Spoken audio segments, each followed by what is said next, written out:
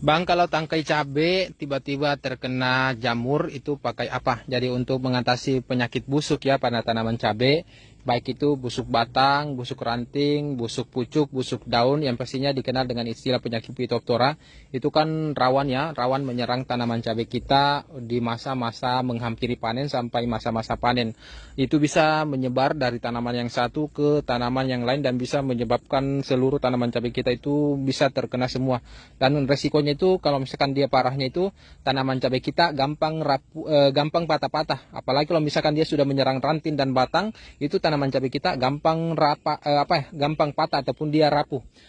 Yang bisa kita gunakan itu sih banyak ya. Yang bisa kita gunakan misalkan bisa menggunakan merek dagan Zorvec Ecantia, bahan aktifnya Pamoxadon oxatiapiprolin, bisa menggunakan Equation Pro, bahan aktifnya Simoxanil Pamoxadon, bisa menggunakan Propamokar hidroklorida, ataupun yang murah-murah kalau misalkan mau menghemat, itu bisa menggunakan bahan aktifnya klorotalonil, misalkan merek dagannya Basnil seperti ini.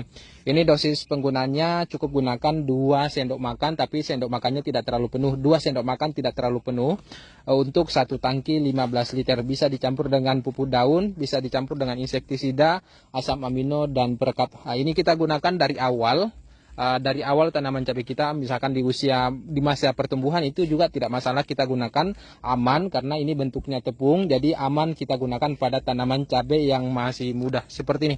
Ini juga harganya terjangkau ya. Kalau misalkan mau gunakan fungisida Basnil, itu bisa cek di keranjang di bagian pojok kiri bawah.